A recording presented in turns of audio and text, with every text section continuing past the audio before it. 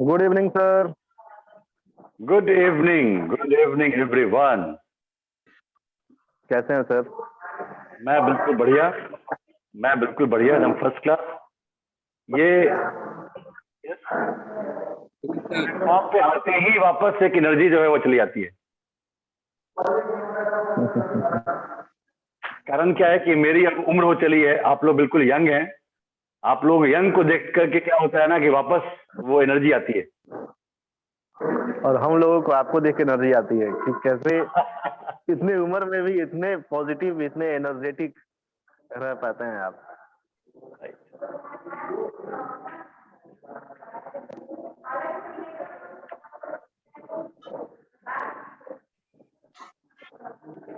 Good evening Swati ma'am.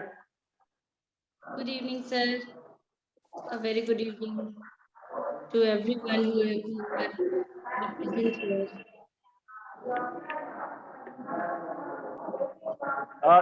जो भी अगर कहीं ऐसी जगह पर है जहां बैकग्राउंड में साउंड है तो आप म्यूट कर लीजिए। हाँ,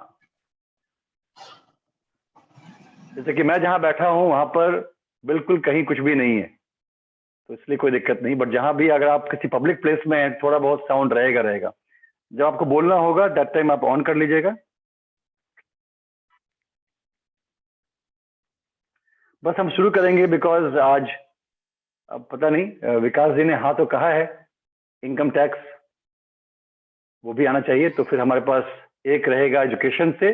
बहुत ही बढ़िया पॉइंट मैम ने लिया है कि role of extra curricular activities in the shaping of students. बहुत ही बढ़िया टॉपिक है। जनरली क्या होता है कि हम पेरेंट्स, खासकर पेरेंट्स जो है वो उनको लगता है कि भाई सिर्फ पढ़ना ही उद्देश्य है, एक्स्ट्रा करिकुलर किसी काम का नहीं है, बट वो बहुत ही इम्पोर्टेंट है।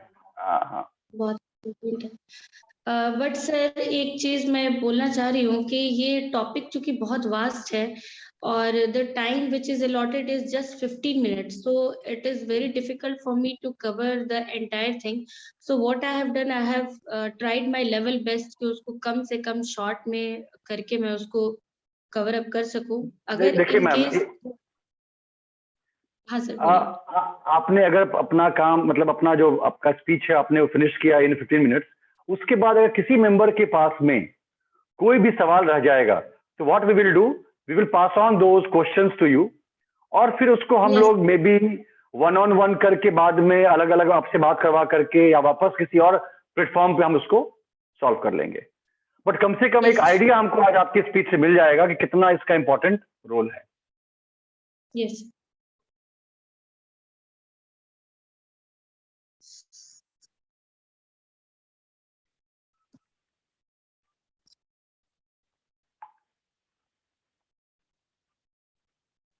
और कहीं अगर विकास सर आज मिस कर गए फिर तो कोई दिक्कत ही नहीं, फिर तो स्वाति मैम के पास पूरा समय है। Because I always want to keep this session only for 40 minutes, because वो एक बहुत ही सही समय है। उतना समय अपना दिया और हमने सीखा और आगे आगे बढ़ गए। तो मैम मुझे लगता है कि हमको हाँ मुझे लगता है मैम कि अब आपको शुरू करना चाहिए, बिकॉज वी आर नाउ 7 लोग हम लोग आ चुके हैं। It's a good number, we can start now.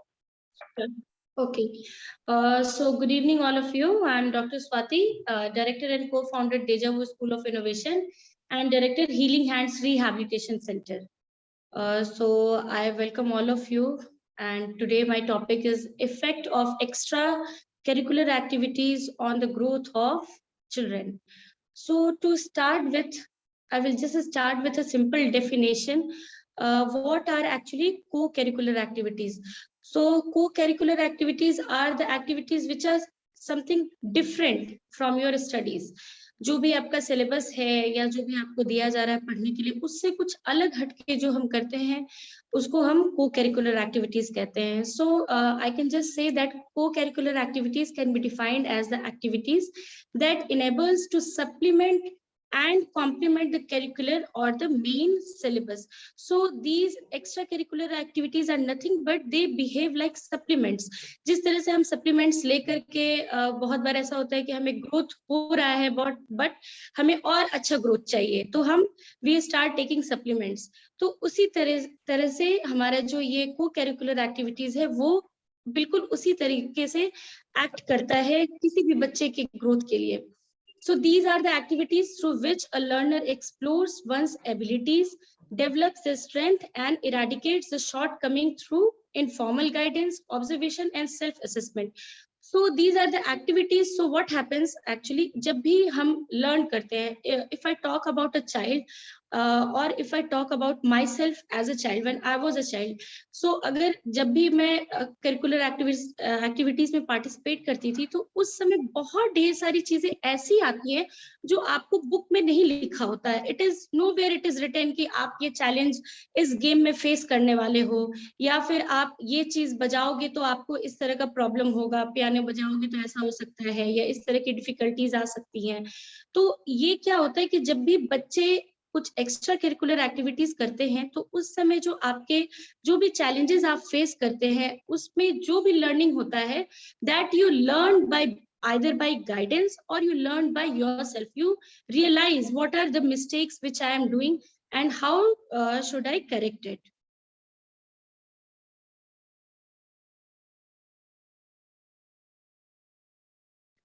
Okay, so here are a few examples of extra activities. So what are they? Art, it can be art, music, dance, play, drama, gardening, then a few outdoor games, then sports, fitness, library, book reading, storytelling.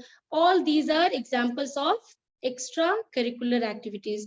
Nowadays, lots of extracurricular activities have come up. Children have much more options than before. पहले था कि हमें कुछ games ऐसे हुआ करते थे particularly जो खिलाया जाता था, जैसे रिले रेस हो गया, खो खो है, क्रिकेट है, हॉकी है, ये सब हुआ करती थी. इंडोर गेम्स में we had chess, then carrom, इस तरह की चीजें होती थी. But nowadays children are learning much more skills than what we had learned during our days. तो अभी उनके पास बहुत ढेर सारी चीजें हैं. इंडोर की अगर हम बात करते हैं, there are few children who are not interested in running. They don't want to run, they don't want to do outdoor games activities जैसे jumping हो गया या कुछ इस तरह की activities नहीं करना चाहते हैं. तो हम उन पे indoor games के लिए concentrate करते हैं. तो indoor games में भी अभी आपके पास बहुत ढेर सारी चीजें हैं, जैसे clay से, out of clay you can make different types of items that encourages your creativity. Then you have different these things, craft work, you have lots and lots of craft work which you can do. तो उससे भी आपकी creativity जो होती है वो बढ़ती है. तो इस तरह की चीजें बहुत ढेर सारी आ गई हैं अभी आज के इसमें extra activities के तौर पे. sculpture making, तो ये सब चीजें जो है ये अभी बहुत ढेर सारी आ रही हैं. Then storytelling, then indoor gym is also there. So all those who are not interested in running and doing outdoor activities, they can go for indoor gyms. Big schools, they all are having indoor gyms which will encourage, जो बच्चे हैं उनको encourage करते हैं for fitness. तो इस तरह की एक्टिविटीज बहुत ढेर सारी हैं जो जिन्हें हम एक्स्ट्रा एक्टिविटीज के रूप में यूज करते हैं. Yoga is also nowadays very important, and most of the schools they are having yoga trainers जहां पर योगा के लिए स्पेशली क्लासेस कंडक्ट किए जाते हैं. Then physical education, then PT is there. सभी स्कूल्स में एक पीटी का क्लास जो है वो कंपलसरी हो गया है to encourage physical this thing strength of the children. तो इस तरह से हमारे पास बहुत ढेर सारी जो है ऑप्शंस जो है अभी बढ़ गई हैं as compare to previous days.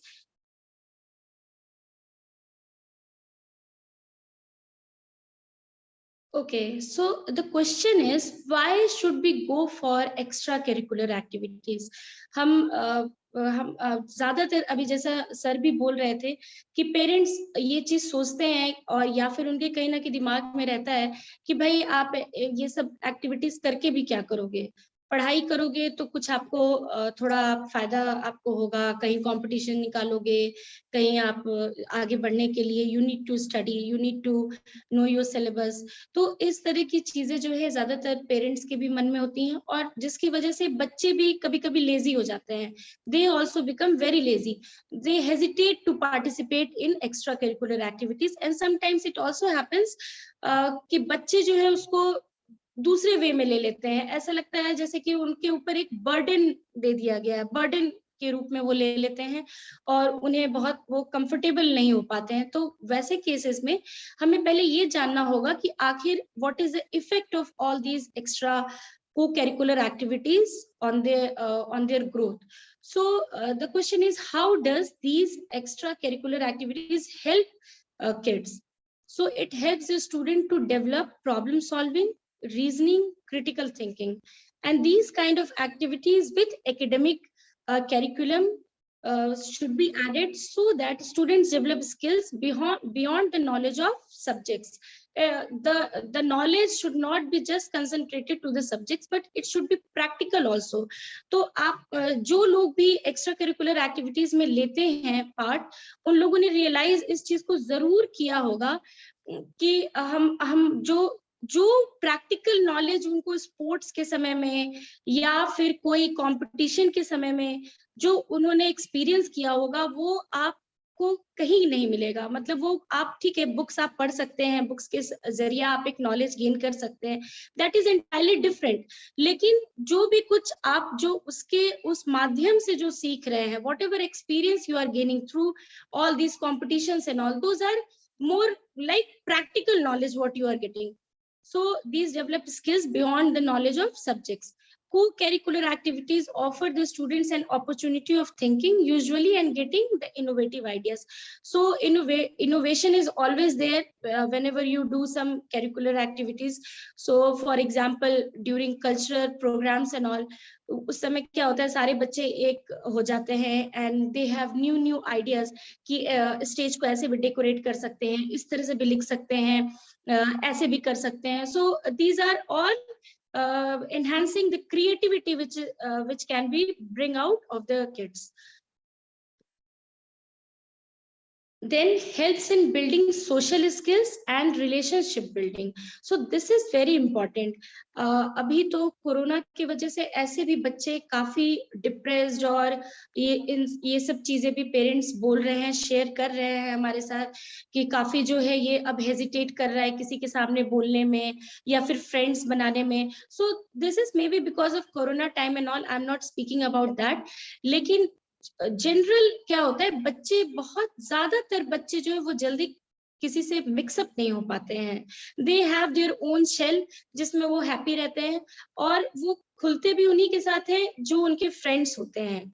तो वो जल्दी शेयर नहीं करना चाहते हैं, चीजों को अपने तक ही रखते हैं. So we have seen many times that during inter school competitions या फिर कुछ इस तरह का जो हम टीम वर्क में करके कराते हैं. सो हम लोगों ने देखा है कि बहुत बार क्या होता है कि उस समय बच्चे जो है अपने न्यू फ्रेंड्स बनाते हैं और वो न्यू फ्रेंड्स जो है वो उनसे वो बहुत ढेर सारी चीजें may be related to that event only, but they start sharing. So this helps in social skills and relationship building. They also build relationship with their friends जो आपके maybe जो आपके क्लास में नहीं है बट आपके हाउस में है. हो सकता है क्लास 4 का बच्चा जो है वो पटेल हाउस में हो या शिवाजी हाउस में हो फॉर एग्जांपल, और उसके जो कोई सीनियर है क्लास 6 के वो भी उसी हाउस में हो. तो बहुत बार ऐसा होता है कि दोनों के बीच में एक डिस्टेंस होता है, अरे ये मेरा सीनियर है, so how will I tell anything to him और हर. तो वो क्या होता है, जब आप टीम वर्क में काम करते हो, when you are in one team, when you are representing your house as Shivaji house और Tagore house, whatever house you are in, तो उस समय क्या होता है कि आप एक रिलेशनशिप अपने सीनियर के साथ भी बिल्ड करते हो, आप अपने रिलेशनशिप एक जूनियर के साथ भी बिल्ड करते हो. So you start working as a team work. So all this helps in building relationship. Then time management, this is very important. So time management also, the children learns how to manage the time, especially during quiz competitions. So you have only 1 minute or half a minute is given for each question, and quickly you think, okay, this can be the answer. So ये होता है कि आपका brain जो समय एकदम से active हो जाता है और आप एकदम समझ जाते हो कि मुझे हाफ अ मिनट के अंदर में ही इसका आंसर देना है. I just can not keep thinking, और मैं कंफ्यूज उस समय नहीं हो सकता हूँ, क्योंकि मैं जब तक कंफ्यूज होऊंगा तब तक मेरा टाइम ही चला जाएगा. तो इस तरह से क्या होता है कि आपका जो टाइम मैनेजमेंट स्किल्स हो जाता है, डेवलपिंग सेल्फ स्टीम, ऑब्वियसली आपका कॉन्फिडेंस जो है वो बढ़ता है जैसे जैसे आप कॉम्पिटिशन्स जीतते हो या आपकी टीम जीतती है. you develop that confidence in yourself, exploring a plethora of interests. This is also very important. This says that आप स्टडीज में हो, ठीक है, आप पढ़ाई कर रहे हो, वो भी अच्छी बात है, बट क्या होता है कि क्या वो चीज एग्जैक्टली वो चीज है, वो सब्जेक्ट है जिसको पढ़ने में आपको बहुत मजा आ रहा है. तो ये कह पाना बहुत मुश्किल है, क्योंकि बहुत बार बच्चे जो है वो पढ़ते हैं बस फॉर द सेक ऑफ पढ़ना है, कि मुझे ठीक है कुछ कर लेना है, मुझे अच्छे मार्क्स लेते आना है, बट क्या, what about their interest, whether they are developing that interest in that particular subject or not. That is why till 10th it is compulsory to have all the subjects, to have knowledge of all the subjects. तो mix होता है. उसके बाद फिर 11th 12th के बाद आप बच्चे जो है डिसाइड करते हैं कि भाई हम ये अपने चॉइस का हम ये सब्जेक्ट लेंगे क्योंकि मुझे इसमें इंटरेस्ट है. So this is all about interest of an individual student. तो आपको क्या होता है, एक बहुत लार्ज प्लेटफॉर्म मिलता है, यू हैव मेनी ऑप्शंस. आप म्यूजिक भी आप ट्राई कर सकते हो, आप डांस ट्राई कर सकते हो, आप आर्ट स्किल्स ट्राई कर सकते हो, आप आउटडोर गेम्स कर सकते हो, जो भी. तो आपके पास, आप करके पहले देखो तो कि उसमें आपको क्या इंटरेस्ट हो रहा है.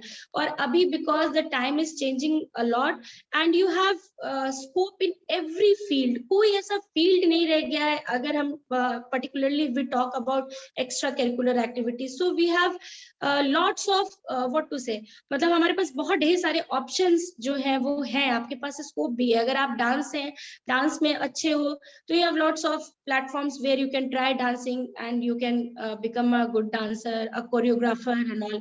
तो इस तरह से आपके इंटरेस्ट के हिसाब से you have lots of options. Then students keep themselves involved in games, sports to nourish their knowledge, attitude and skill. So this is also very important. Time to time you need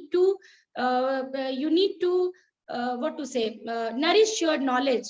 आपको अपना knowledge को enhance करना बहुत ज्यादा जरूरी है. तो ये इन सब चीजों से भी आपके जो है नॉलेज वो बहुत ज्यादा इनहांस होते हैं. एटीट्यूड बहुत ज्यादा चेंज होता है. बहुत बार बच्चे जो होते हैं, कभी कभी ऐसे भी बच्चे होते हैं जो बहुत जल्दी इरिटेट हो जाते हैं या फिर बहुत जल्दी गुस्सा कर जाते हैं. वो हार गए, वो तुरंत गुस्सा कर जाएंगे, वो बिल्कुल रोने लग जाएंगे. There will be burst of their emotions. तो ऐसे केसेस में क्या होता है कि जब आप फ्रीक्वेंट इन चीजों को फेस करते हो, फ्रीक्वेंट आप पार्टिसिपेट करते हो, then you realise okay these are just part and parcel of life. कोई जीतेगा, कोई हारेगा. तो उन सब चीजों को भी आपको फेस करने का जो है वो एक ये हो जाता है, आदत हो जाती है. उसके बाद फिर है encourages creativity, encourages acceptance of others. This also I want to focus, encourages acceptance of others. So this also happens sometimes कि आप एक particular में कोई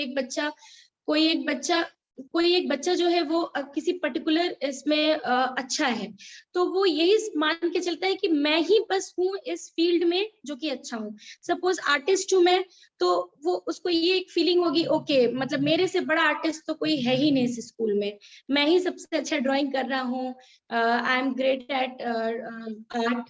तो वो एक फीलिंग कहीं ना कहीं उस बच्चे को रहती है. Now when you go for inter-school competitions where lots of children are there, they are also participating in that art competition, and you see that okay यहाँ पर तो और भी कोई first आ गया, मैं तो आया ही नहीं. Then you realize okay मतलब और भी लोग हैं जो मेरे से और बेहतरीन कर रहे हैं. So somewhere you accept this, that it is not only me but other people are also there in this field. So that is also there. This is also very positive thing, because क्या होता है, आप एक ही चीज को आप बार बार सोचते रहते हो कि मैं ही हूँ, तो that also leaves some negative impact. Then develops problem solving, develops public speaking abilities, builds strength, teaches teamwork, which I have already discussed, builds overall health and improves reflexes. So overall health, you are build with positive thinking. You always think okay हमारी team को आगे जाना है, हमें बढ़ना है. उस समय में आपका पूरा का पूरा हेल्थ भी आपका उसी तरह से आपको सपोर्ट करता है, specially when you do sports activities, when you do some physical activities. तो उसमें आपका काफी, यही नहीं, हम ऐसा नहीं सोच सकते हैं कि जो बच्चा सिर्फ घर में बैठ करके या इंडोर कुछ गेम कर रहा है उसका क्रिएटिविटी नहीं हो रहा है. नहीं, उसका माइंड वर्क कर रहा है. अगर वो चेस खेल रहा है या कैरम खेल रहा है, okay so it's time for me to stop. If I will get time then I will proceed, otherwise. Madam, it was a wonderful session. बहुत सी नई बातें आज सीखने को मिली हम लोगों को. तो हम क्या करेंगे कि now on the basis of your speech of today's we will get some questions from different parents, right? और maybe in the next session उस सवाल को आंसर करते हुए will again call you for speech. ठीक है. Now I will request our second speaker Vikas sir to come. और Vikas sir, आप अपना थोड़ा सा परिचय भी हमको दीजिएगा सब लोगों को. और जो पहला सवाल आपसे वो ये है कि क्या इनकम टैक्स फाइल करना हम सबके लिए आवश्यक है? बिकॉज यहाँ पर शिक्षक लोग हैं जिनकी इनकम बहुत ज्यादा नहीं है, कुछ की ज्यादा भी है, कुछ की कम भी है. तो क्या ये सबके लिए बेनिफिशियल है या जिनकी हाई इनकम है वो भरे, जो इनकम के स्लैब में नहीं है वो ना भरे?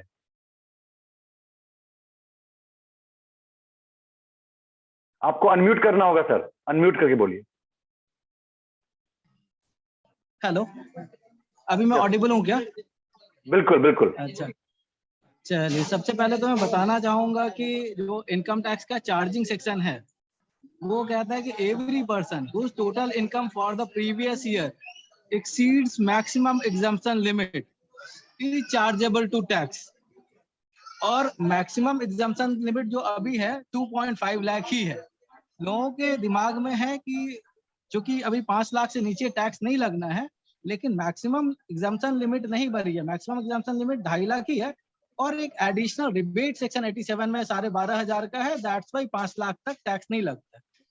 तो 2.5 लाख इनकम है, उसको ऊपर टैक्स डालना है, फाइल करना है. और ऐसा कुछ भी नहीं है कि अगर टैक्स रिटर्न फाइल करते हैं तो हमको कुछ पे करना है. वी डोंट नीड टू पे single penny for filing of tax. Further इसकी रिक्वायरमेंट कब कब पड़ती है? फर्स्ट ऑफ ऑल 2.5 लाख से ज्यादा है तो ऐसे ही फाइल करना है. नंबर 2, अगर हमने वीजा प्रोसेसिंग करना है तो कम से कम 2 साल का ITR रिक्वायर्ड होता है. अगर मान लीजिए कोई अगर हायर एजुकेशन के लिए किसी काम के लिए अगर फॉरेन जाना, वीजा प्रोसेसिंग करना, उसके लिए 2 साल का ITR फाइलिंग चाहिए, साथ में नेटवर्थ भी चाहिए होता है. देन अगर मान लीजिए आप कुछ स्टार्टअप करना चाह रहे हैं तो गवर्नमेंट को अगर अप्लाई करना तो मैक्सिमम केसेस में एटलीस्ट 3 इयर्स का वो ITR मांगते हैं और साथ में नेटवर्क चाहिए होता है. तो ये भी एक पर्पस होता है कि थर्ड वन, कैपिटल क्रिएशन. कई बार क्या है कि हम लोगों को कैपिटल क्रिएट करना पड़ता है किसी पर्पस के लिए, और उसके लिए भी अगर हम रिटर्न फाइल करते रहते हैं तो इससे कैपिटल क्रिएशन में हमें आसानी होती है. फर्दर कई लोगों का एग्रीकल्चरल इनकम होता है और लोगों को मिथ है कि एग्रीकल्चर इनकम एग्जम्प्ट है. एग्रीकल्चर इनकम फुल्ली एग्जम्प्ट नहीं है. अगर आपका कुछ एग्रीकल्चर इनकम है, इन एडिशन कोई भी दूसरे सोर्स से इनकम 5,000 से ज्यादा है, तो you have to file return. You can file return. और उसमें जो आपका नॉर्मली जो जिस टैक्स स्लैब में फॉल कर रहे हो, आप समझिए इफेक्टिवली उससे नीचे वाले स्लैब में जितना टैक्स लगेगा उतना एग्जम्पशन मिल जाता है. इट मींस सेक्शन 10(1) में एक प्रॉपर प्रोसीजर है एग्रीकल्चर इनकम को एग्जम्प्ट करने का, but it is not all together 100% exam. तो हाँ, तो मतलब सर का पहला जो जवाब है वो बहुत ही सिंपल और बहुत ही स्ट्रेट है कि हम सबको इनकम टैक्स रिटर्न फाइल करनी चाहिए. कहीं ना कहीं उसकी आवश्यकता हमको पड़ सकती है. इनकम टैक्स फाइल करने का ये मतलब बिल्कुल भी नहीं है कि हमको टैक्स भरना पड़ेगा. हम 0 रिटर्न भी फाइल कर सकते हैं अगर हमारी इनकम कम है. इनकम 5 लाख से एक्सीड करेगा तभी टैक्स पे करना है. और वो भी चीजें कई बार तो हम लोग ऐसा प्लानिंग कर सकते हैं कि लगभग 7 लाख तक भी इनकम है और हमने प्रॉपर प्लान कर रखा है तो हमें सिंगल पेनी टैक्स नहीं पे करना है. बस वो एक टैक्स प्लानिंग है जो हमने करना होता है. बहुत ही बढ़िया, बहुत ही बढ़िया, बहुत ही क्लियर हुआ। एक सवाल और है जो बड़ा इंपॉर्टेंट है कि अब एक तो हो गया इनकम टैक्स जो कि इंडिविजुअल के लिए है या फिर कंपनीज के लिए भी है, एक और चीज आ गई है जीएसटी। तो अगर जो लोग यहाँ पर व्यापार में है, कुछ तरह का उनका बिजनेस है, तो जीएसटी फाइल करने के लिए कम से कम कितने का टर्नओवर हो तो हम दिमाग लगाएं, अदरवाइज दिमाग ना लगाएं। First of all, as far as GST is concerned, there are specified limit for other than northeastern states. Service के अंदर लिमिट 20 लाख की है, और अगर आप ट्रेडिंग कर रहे हैं, मैन्युफैक्चरिंग कर रहे हैं, तो 40 लाख की लिमिट है। बट स्टिल कुछ केसेस में रिवर्स चार्ज के अंदर, अगर मान लीजिए कोई अगर ट्रांसपोर्टेशन सर्विसेज आप अवेल कर रहे हैं, तो वहां पे रिवर्स चार्ज के अंदर टैक्स पे करना होता है इररेस्पेक्टिव ऑफ एनी लिमिट। या कोई अगर आप सर्विसेज जो है वो इंपोर्ट कर रहे हैं, उसके अंदर भी टैक्स हमको पे करना पड़ता है जीएसटी के अंदर। लेकिन नॉर्मल ट्रेडिंग और सर्विस के अंदर अगर देखा जाए, तो सर्विस के अंदर हमारा अगर लिमिट 20 लाख एक्सीड करता है, और ट्रेडिंग एंड मैन्युफैक्चरिंग के अंदर अगर हमारा लिमिट 40 लाख एक्सीड करता है, तो हमें जीएसटी फाइल करना है और रजिस्ट्रेशन लेना। ओके, हमारे बीच में एक मेंबर हैं जो कि मल्टी लेवल मार्केटिंग में है, जो अपना मोदी केयर या एमवे या जो टाइप की जो कंपनीज है उसमें है, और उनका मंथली टर्नओवर जो है करीब करीब 30-45 लाख का टर्नओवर है उनका, जिसमें कि उनका जो कमीशन पार्ट है वो 1 से 1.5 लाख का है। तो इनके लिए क्या है, 30 से 45 लाख का टर्नओवर पर मंथ, और उसका जो कमीशन बनता है वो बनता है 1 से 1.5 लाख का। तो उनको जीएसटी करना चाहिए या इनकम टैक्स काफी है उनके लिए? देखिए क्या है कि जहां तक कि कमीशन बेस्ड इनकम होता है, कमीशन बेस्ड बिजनेस है, वहां पे जो हमारा रिसीट है, रिसीट डजंट मीन कि वो टर्नओवर है। हमारा टर्नओवर वो ओनली कमीशन पोर्शन होगा। जैसे एलआईसी एजेंट्स होते हैं, कई बार क्या है कि वो अपने क्लाइंट के एवज में कुछ पैसा जो है प्रीमियम जमा भी करते हैं, अकाउंट में पैसा लेते हैं, वो पे करते हैं, but it is only receipt and payment, it doesn't mean it is turnover.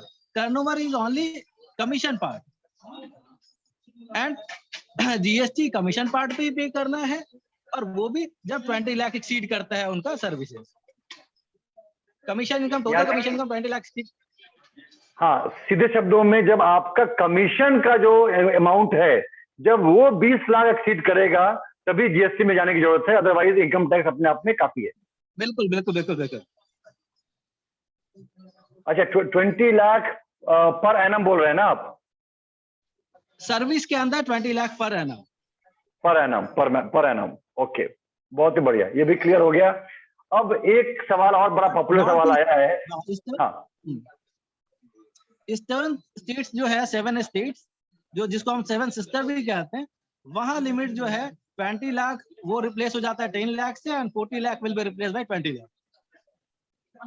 Okay, और नॉर्थ ईस्टर्न स्टेट 7 सिस्टर्स। ठीक है, एक और सवाल आया है कि हम सब कहीं ना कहीं इनकम गेन कर रहे हैं, इनकम के लिए बचाने के लिए कुछ हमको इन्वेस्टमेंट करना पड़ता है, तो टैक्स रिबेट लेने के लिए सबसे ज्यादा पॉपुलर सिंपल 5 तरीके कौन से हैं? देखिए, जहां तक इन्वेस्टमेंट का कहा जाए तो सेक्शन 80C के अंदर हम इन्वेस्ट करते हैं, है ना, तो उसमें ज्यादातर लोगों के लिए एप्लीकेबल होता है। बच्चों का ट्यूशन फी है वो भी उस लिमिट में आता है। देन LIC है वो आ जाता है। म्यूचुअल फंड में जो टैक्स सेवर म्यूचुअल फंड्स हैं वो आ जाते हैं। NSC है, NSC आ जाता है। अगर आप कोई हाउस परचेज कर रहे हो, रेसिडेंशियल हाउस, तो उसका जो रजिस्ट्रेशन फी है वो आ जाता है। अगर आपने कोई होम लोन ले रखा है तो जो भी रिपेमेंट करते हैं प्रिंसिपल पर्पज से, वो भी हमारा 80C के अंदर आ जाता है। तो अगर ये देखें तो ये दूसरा 80D में, हालांकि ये रिक्वायरमेंट भी है कि इस समय का भी रिक्वायरमेंट है कि कहीं ना कहीं एक एडिक्वेट इंश्योरेंस हर आदमी का होना चाहिए, और that should be at least 12 times of annual income of any person.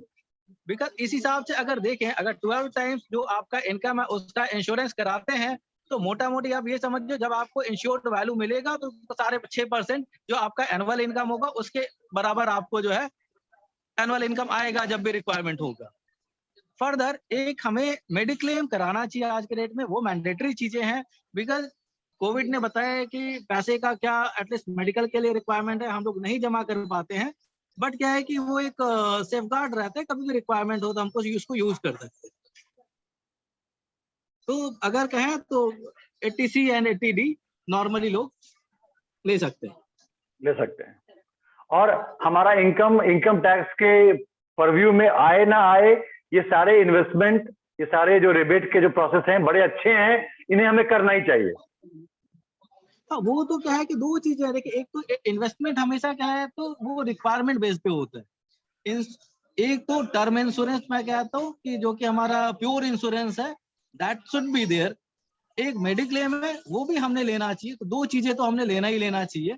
उसके अलावा हमारी क्या इनकम होती है, उसके हिसाब से हम डिसाइड करते हैं कि हमने कहाँ इन्वेस्ट करना है, कैसे इन्वेस्ट करना है, हमारी फ्यूचर रिक्वायरमेंट क्या है। अगर एक 18 साल के बंदे का जो इन्वेस्टमेंट प्लानिंग होगा और जो एक 50 इयर्स के आदमी का इन्वेस्टमेंट प्लानिंग होगा, दोनों डिफरेंट होगा, प्रायोरिटी डिफरेंट होगा। इन्वेस्टमेंट हमेशा प्रायोरिटी बेस्ड होता है कि आपकी प्रायोरिटी क्या है, रिक्वायरमेंट क्या है। करेक्ट। यानी कि अगर इनकम आपके पास में आ रहा है तो उस इनकम के हिसाब से अपना थोड़ा बहुत आप अपना इन सब चीजों पे काम करना शुरू कर दीजिए, खासकर health insurance and term insurance. बढ़िया। ऐसे देखिए, अगर इनकम ज्यादा होता है तो कई बार लोग देखते हैं कि शेयर्स में इन्वेस्ट करते हैं। अभी शेयर्स भी अच्छा दे रहे थे पीछे, अभी क्या है कि काफी ज्यादा रिस्की क्रिप्टो करेंसी है, क्रिप्टो करेंसी ने भी अच्छा रिस्क दिया है। लेकिन आपके पास क्या है कि जो भी पैसा हो आप सेग्रीगेट करके रखिए कि इस पे मैंने इतना रिस्क लेना है, और वो रिस्क एपेटाइट जो आपका होता है उस पे डिपेंडेंट होता है सारा कुछ। मतलब अपने अंडे, अपने फल अलग अलग बास्केट में रखिए, एक जगह मत रखिए। बिल्कुल। यहाँ पर मेरा सवाल खत्म होता है, जितने सवाल मेरे पास में आए थे। एक सवाल और है, अगर मेरे पास में 3 बैंक अकाउंट है ABC, और मैं यहाँ से वहां फंड ट्रांसफर करता हूँ, इनकम मेरी साल की मान लीजिए 1 ही लाख रुपए है, लेकिन मैंने फंड ट्रांसफर करते करते आपस में गोल घुमाते मैंने 5 लाख घुमा दिया, यहाँ से वहां, तो क्या इसमें कोई दिक्कत है? कोई फर्क नहीं पड़ता, ये बिल्कुल इसी टाइप की बात होगा कि मैंने इस पॉकेट से निकाल कर पैसा उस पॉकेट में रख लिया, तो it is not counted as turnover, it is not counted as income. Income हमारा 1 लाख ही रहेगा। कई बार क्या होता है कि लोगों के मन में होता है कि मेरे भाई ने मुझे पैसा ट्रांसफर किया, मेरे फादर ने मुझे ट्रांसफर किया, मैंने अपने फादर को ट्रांसफर किया, वेदर इट इज इनकम। तो ये इनकम नहीं है, ये क्या है, बस ये एक तरह से रिसीट है, बट ये इनकम नहीं है। और टैक्स हमेशा इनकम टैक्स के अंदर इनकम पे टैक्स लगता है, और इनकम वही है जो किसी सोर्स से जनरेट होता है। वही अगर मान लीजिए कि मैं आपको गिफ्ट करता हूँ, तो 50,000 से ज्यादा गिफ्ट करता हूँ तो ये टैक्सेबल होगा। वही गिफ्ट अगर आपके फादर आपको करते हैं तो उस पर टैक्स नहीं लगना। ओके, बिल्कुल क्लियर। सारे सवालों का जवाब हमें मिल गया है। अगर जो बाकी लोग अभी हैं मीटिंग में, अगर उनके पास कोई भी सवाल है तो आप पूछ सकते हैं। हमारे पास 5 मिनट्स और है। I have one question.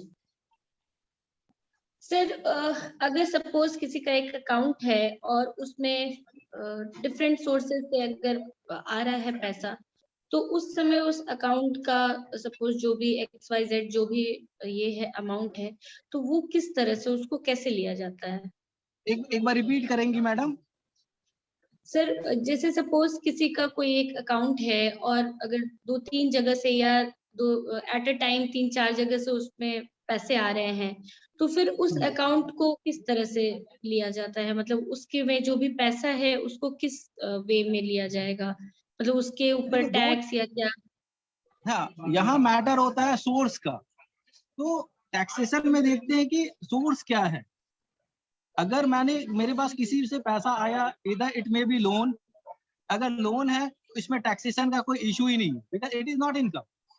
और अगर हमको एज अ गिफ्ट मिला है तो फिर वो देखेंगे, अगर कोई रिलेटिव है उससे मिल रहा है एक थ्रेशोल्ड लिमिट तक, रिलेटिव जो इनकम टैक्स में डिफाइंड है, तो उस पे टैक्सेशन का कोई इशू ही नहीं आता है। अगर नॉन रिलेटिव से आता है तो फिर उस पे टैक्स का इशू रहेगा। उसमें भी क्या कोई लिमिट होता है कि इतना लिमिट से, जैसे टैक्स के ऊपर होता है तो इतना लिमिट से इतना होगा, तो फिर गिफ्ट के अंदर 50,000 की लिमिट है, गिफ्ट के अंदर 50,000 की लिमिट है। अदरवाइज अगर मान लीजिए कि हमको कोई बिजनेस रिसीट आता है तो वो तो हमारे टर्नओवर पे आएगा, उसके बेस पे जो टर्नओवर आएगा उसमें जो भी एक्सपेंस होगा वो हम कम करेंगे, और रिमेनिंग जो नेट प्रॉफिट होगा उस पे हमने टैक्स देना है after deduction of deductions under section chapter 6A। Thank you, thank you. बस एक बस एक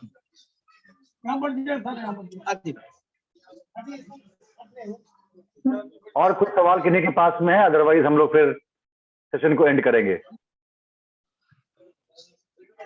आयात जी, आपका सवाल का जवाब मिल चुका है कि जब तक आपका कमीशन अमाउंट एनुअल 20 लाख से नीचे है, आप इनकम टैक्स पे ही रहिए, जीएसटी मत जाइए, क्योंकि वो फिर आपको बेकार का, वो फिर आपको अगला अलग फाइलिंग वाली करनी पड़ेगी।